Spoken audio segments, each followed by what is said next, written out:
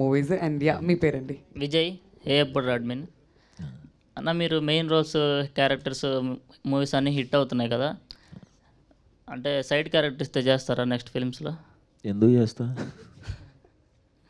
ఏముందంటే అంటే దానికి రీజన్ మెయిన్ ఏంటి? క్యారెక్టర్స్ మజిలీ లైక్ అట్లా మిస్ అవుతున్నాను. అంటే ఇప్పుడు ఒకటి చూడు, షార్ట్ ఫిల్మ్స్ ముందు స్కెచెస్ చేశా. అంటే ఒక 30 seconds 1 minute వీడియో 2014లో వచ్చాయి కొన్ని సింగర్స్ది ఇవన్నీ. ఓకే, ఆ 30 seconds 1 minute వీడియో నుంచి షార్ట్ ఫిల్మ్స్ చేశాను, ఒక 10 minutes. షార్ట్ ఫిల్మ్స్ నుంచి వెబ్ సిరీస్కి చేశా. వెబ్ సిరీస్ నుంచి పడిపడి లేచే మనసులో క్యారెక్టర్ చేశా. తర్వాత మజిలీలో ఫ్రెండ్గా చేశా. ఏజెంట్ ఆత్రేయలో క్యారెక్టర్ చేశా. ఉమామహేశ్వర ఉగ్ర రూపస్యలో ఒక మంచి క్యారెక్టర్ చేశా. తర్వాత కలర్ ఫోటోలో హీరో అయ్యే వర్కౌట్ అయింది. విలన్గా చేశా హిట్ 2లో. ఇలా నేను ఒక ఎంతో ఇలా పెంచుకుంటూ వచ్చి మళ్ళీ ఆ పక్కన సైడ్ క్యారెక్టర్ చేస్తావు అంటే ఎందుకు చేస్తాం మనం? అంటే ప్లాన్ అది కదా, మనం ఒక పొజిషన్కి వెళ్ళాలని కదా. ఒక పొజిషన్కి వచ్చిన తర్వాత మళ్ళీ అవి చేసేస్తే ఇప్పుడు నాతో కమిట్ అయిన ప్రొడ్యూసర్లకి దెబ్బ కదా, ఓకే, చేయకూడదు అలాగా. నెక్స్ట్ కీర్తి సురేష్తో పేరుందా అంటున్నారు, అది నిజమేనా? నిజం, అది ఓపెన్ అయింది ప్రాజెక్ట్.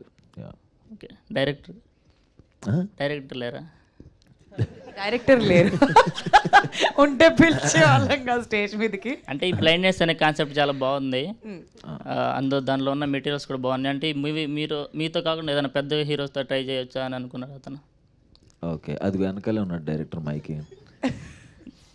అర్జున్ గారి దగ్గరికి పాస్ చేయండి మైక్. మీ మైక్ అట్టి ఇవ్వచ్చు కాదు, పిలిచేద్దాం అర్జున్ గారిని కూడా. తమ్ముడు ఒకసారి నువ్వు నవ్వితే చూడాలని ఉంది. Okay, I'm comfortable here sir, thank you. చెప్పండి సార్. అంటే పెద్ద హీరో చేయొచ్చు కదా, ఈ సైడ్ క్యారెక్టర్లు చేసేవాడికి ఎందుకు ఇచ్చారు అంటున్నాడు. అయ్యి బాబోయ్, నేను అలాంటి ఆయన నాకు హీరో అండి, హీరోలాగే ఉంటాడు ఎప్పుడు.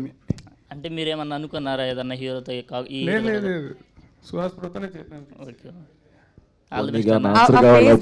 గురించి ఏదో క్వశ్చన్ అడిగారు కదా డైరెక్టర్ గారిని, అది అడగండి. బ్లైండ్నెస్ సబ్జెక్ట్ బాగుందంట, ఆయన చెప్పేశారా స్టోరీ అంతా? అంటే ట్రైలర్లో కనబడింది కదా, ట్రైలర్ ఇంకా రిలీజ్ అవ్వాలి, టీజర్ వచ్చి. అదే ఓకే ఓకే ఓకే ఓకే అన్న, ఆల్ ది బెస్ట్. థ్యాంక్స్ తమ్ముడు. టీజర్ నచ్చిందా మీ అందరికి? ఓకే ఫైన్, అడిగి నువ్వు.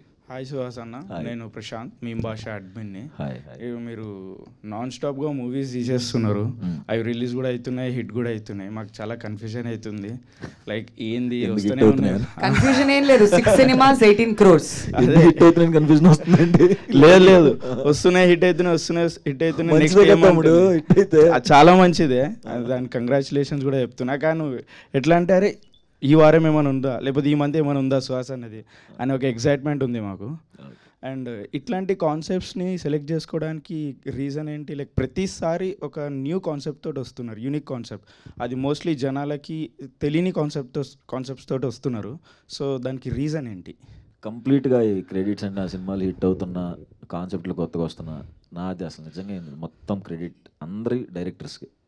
ఓకే, ఫస్ట్ నుంచి నాది ఏ సినిమా చేసినా అందరికి డైరెక్టర్స్ వాళ్ళు. ఇప్పుడు మనోడు అన్నట్టు మనోళ్ళు ఏం చూశారు అనేది క్వశ్చన్ నాకు కూడా ఉంది ఆబ్వియస్గా.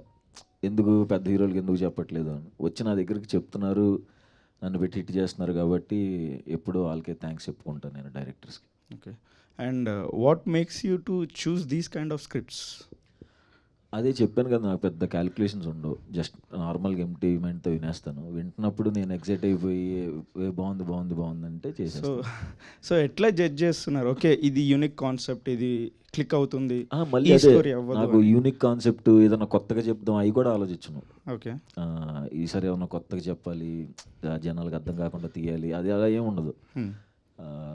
జస్ట్ నేను ఎంజాయ్ చేస్తే ఇమీడియట్గా చేస్తాను. ఎందుకంటే ఇంకో సినిమాలు చూస్తూ పెరిగాను. సో సినిమా చూస్తా థియేటర్లో ఎలా అయితే ఎంజాయ్ చేస్తానో అలా నన్ను డైరెక్టర్ ఎంజాయ్ చేపిస్తే ఇమీడియట్గా చేస్తాను అంతే. సో మీ నుంచి ఏదైనా ఊరా మాస్ మూవీ చూడొచ్చా, ఎక్స్పెక్ట్ చేయొచ్చా? నెక్స్ట్ ఇయర్ ఉంటుందేమో. దిల్ రాజు తోటి అదేనా మేబీ? లేదు, అది గట్టి నవ్వుకుంటారు, అది ఘోరంగా నవ్వుకుంటారు అది. సో ఆ మూవీ ఏమన్నా పాన్ ఇండియా అవ్వచ్చా దిల్ రాజు తోటి?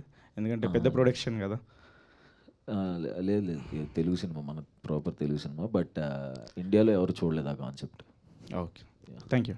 ఎలానో రిలీజ్ అయిన తర్వాత హిందీ వాళ్ళు ఎవరో వచ్చి అడుగుతారుగా మళ్ళీ రీమేక్ చేసుకుందాం అని చెప్పి. ఒకవేళ సినిమా అంత పెద్ద హిట్ అయితే definitely I think it will. మీ మూవీస్ పక్కా రీమేక్ చేస్తామని వస్తారు, రీమేక్ చేయకండి, రిలీజ్ చేయండి అక్కడ హిందీలో కూడా, అక్కడ కూడా క్లిక్ అయిపోతారు. Thank you. ఓకే. వర్ష ఆలోచిస్తుంది మళ్ళీ మైక్ తీసుకోవాలని చెప్పి. పీ వర్ష పి వర్ష ఎందుకు అక్కడ పీ వర్ష ర్యాగింగ్ చేస్తున్నారు? లేదండి, ఆవిడ అలాంటి కంటెంట్ ఇచ్చారు బేసిక్లీ. నా పేరు ఆకాష్.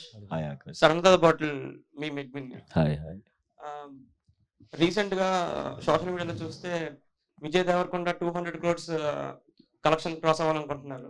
దానికి అచీవ్ కోసం ట్రై చేస్తున్నారు, దాన్ని క్రాస్ చేయడం కోసం. Tillu square hero 100 crores cross చేశారు. 3 years బ్యాక్ తను అనుకున్నారు 100 crores క్రాస్ చేయాలని. సో మీరేమైనా అనుకుంటున్నారు ఒక బడ్జెట్ ఈ మూవీతో కానీ వచ్చే మూవీస్లో కానీ? ఆబ్వియస్గా అనుకుంటున్నాం, అంటే అనుకోవట్లేదంటే అబద్ధమే. ఎందుకంటే హీరో అవుతామని ఎప్పుడు అనుకున్నావు అంటే నేను అనుకున్నప్పుడు ఎవరికి చెప్పలా, ఎందుకంటే నాకు తెలుసు తిడతారని. ఎరా ఏంటి సినిమాలోనే రావట్లేదంటే హీరో దాకా వెళ్ళామని తెలుసు. సో ఎవరికి చెప్పను, అది అయిన రోజు చెప్తా. ఇప్పుడు చెప్పండి పోనీ, అంటే ఇప్పుడు కూడా చెప్పను, అది అయినప్పుడు చెప్తాను అంతే. భయం చెప్పాలంటే చెప్పను. హాయ్ అన్న, hi. Shiva from movies for you. Hi. మీ సినిమాలు జనరల్గా క్రిటికల్ అక్లెయిమ్డ్ అవుతున్నాయి, కమర్షియల్ కూడా బాగానే సక్సెస్ అవుతున్నాయి. మీరు స్క్రిప్ట్ సెలెక్ట్ చేసుకుంటున్నప్పుడు ఆలోచిస్తారా బ్యాలెన్స్ చేయాలి అని చెప్పి ఫ్యామిలీ ఆడియన్స్ని? ఇంకా లేదు లేదు, అసలు ఏం ఆలోచించను, డైరెక్ట్ జస్ట్ నచ్చితే చేసేస్తాను అంతే. ఎందుకంటే మళ్ళీ ఆలోచించినప్పటి నుంచి మళ్ళీ స్క్రిప్ట్లో వెళ్ళిపెట్టి మళ్ళీ దాన్ని ఎలా చేయొచ్చా ఇలా చేయొచ్చా అంత తీసుకోవద్దు. ఎందుకంటే డైరెక్టర్ ఒక కథ చెప్పినప్పుడు మనం ఎగ్జైట్ అయినప్పుడు అది ఖచ్చితంగా బాగానే రాసుకుని ఉంటాడు కదా డైరెక్టర్ అనేవాడు. సో మనకు తెలియకుండా ఎందుకు ఇన్వాల్వ్ అవటం అని నా ఫీలింగ్. డెఫినెట్లీ. కానీ అంటే కంటెంట్ బాగున్నా కొన్ని సినిమాలు హిట్ అవ్వవు కదా, అంటే ఆడియన్స్కి రీచ్ అవ్వకపోవడం వల్ల రిలేటబుల్ లేదు. ఇంకా అది మనం ఏం చేయలేం, అది ఇంకా మన చేతిలో ఏమి ఉండదు. అట్లానంటే ఇప్పుడైతే నేను ఎవరి మీద డౌట్ పడలా, ఎవరిని ఏంటి ఇట్లా చేస్తున్నావు అట్లా చేస్తున్నావు అని అనలా. లక్కీగా అన్నీ వర్కౌట్ అయినాయి. సో వర్కౌట్ అవుతున్నాయి కదా, వర్కౌట్ అవ్వకపోయినా నేను మాట్లాడను. ఎందుకంటే మన చేతిలో లేనప్పుడు ఒకటి నమ్మామంటే ఇంకా అది బ్లైండ్గా వెళ్ళిపోవటమే అంతే. ఎస్ అన్న. ఇంకోటి మీరు యాక్ట్లో బాగా సక్సెస్ అయ్యారు యాక్టర్ లాగా. Any tips for new age కొత్త వాళ్ళకి అని మీ పాత మీరే వేసుకున్నారు జనరల్గా, అంటే మీది మీరే చేసుకునే? ఒక 2015 టైంలో యూట్యూబ్ చాలా మంచిగా ఉందన్నమాట అప్పుడు. ఇప్పుడు కూడా ఇప్పుడు ఇంకా చాలామంది వైరల్ అవుతున్నారు.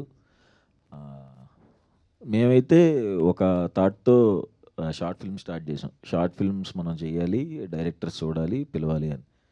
సో డైరెక్టర్స్ అటెన్షన్ ఎలా తీసుకోవాలి అన్నట్టు షార్ట్ ఫిల్మ్స్ చేసాం. 2-3 ఏళ్ళు చేస్తే అందులో కొన్ని అతిథి షార్ట్ ఫిల్మ్, కళాకారుడు షార్ట్ ఫిల్మ్ అలాంటివి కొన్ని నచ్చి మజిలీకి, డియర్ కామ్రేడ్కి ఇలా పిలిచారు. సో నాకైతే అలా వర్కౌట్ అయింది. మిగతా వాళ్ళకి కూడా ఎవరైనా వాళ్ళ టాలెంట్ ఏదైనా చేయాలనుకుంటే ఇంట్రెస్టింగ్ ఏదైనా చేసి యూట్యూబ్లో పెడితే ఖచ్చితంగా అది నచ్చితే డైరెక్టర్స్ తీసుకుంటారు. అంటే నాకు అట్లా వర్కౌట్ అయింది, అలా ట్రై చేస్తే బెటర్ ఏమో అని నా ఫీలింగ్ అంతే. థ్యాంక్ యూ అన్న. సో ఒకసారి డైరెక్టర్ అర్జున్ గారి దగ్గరికి మైక్ పాస్ చేయరా ప్లీజ్. అర్జున్ గారు, ఫస్ట్ ఫేస్ బ్లైండ్నెస్ అనేది మీరు ఎక్కడ విన్నారు, అండ్ దానికి సంబంధించి ఒక సినిమా తీయాలి అనే థాట్ మీకు ఎప్పుడు వచ్చింది? ఫేస్ బ్లైండ్నెస్ అనే ఐడియా యాక్చువల్లీ ఒక కథ రాసుకోవాలంటే ఒక ఇన్నోవేటివ్గా ఒక ఐడియా కావాలి. సో ఐమ్ జస్ట్ సర్చింగ్ ఏదో చేద్దామన్న యాక్సిడెంటే నాకు ఇంటర్నెట్లోనే కనబడిందండి అది. సో చూసినప్పుడు ఇది ఇంట్రెస్టింగ్గా అనిపించింది. దీని మీద ఒక యాక్చువల్లీ థ్రిల్లర్ అంటే నాకు కొద్దిగా ఇష్టం. దీని మీద థ్రిల్లర్ కాన్సెప్ట్ చేస్తే బాగుంటుంది అనేసి జస్ట్ వర్క్ ఇట్ అవుట్. చాలా బాగా వచ్చింది అంతే. ఓకే. అండ్ సుహాస్ ఎప్పుడు జాయిన్ అయ్యారు ఈ ప్రసన్న వదనంకి? ఆ థాట్ ఎప్పుడు వచ్చింది to bring Suhas in to this project? So long అంటే స్టోరీ కంప్లీట్ అవుతున్నప్పుడు మనం అప్పుడు దాకా మనకు స్టోరీ మీద ఉంటుంది, ఎవరు ఏముండదు. కంప్లీట్ అయ్యగానే మనకు ఒక known face but at the same time దీన్ని క్యారీ చేసే ఒక క్యారెక్టర్ కావాలనిపించింది. So approach team. All right. మరి ఇక విజయ్ బెల్గానన్ గారి మ్యూజిక్ ఆఫ్టర్ బేబీ అంటే ఆయన ఒక సెన్సేషన్ అయిపోయారు ఆ మ్యూజిక్తో. మరి ఆయన ఈ ప్రాజెక్ట్లోకి ఎప్పుడు వచ్చారు? ఆఫ్టర్ బేబీ మీరు తీసుకోవడం జరిగిందా? లేదండి, బిఫోర్ బేబీనే we started discussing. Okay okay. So అప్పటి నుంచి ప్రాజెక్ట్లో ఆయన కంటిన్యూ. Yes. ఓకే. ఇంకా నెక్స్ట్ క్వశ్చన్స్ ఎవరైనా అడగాలనుకుంటున్నారయ్యా? హలో అన్న. హాయ్.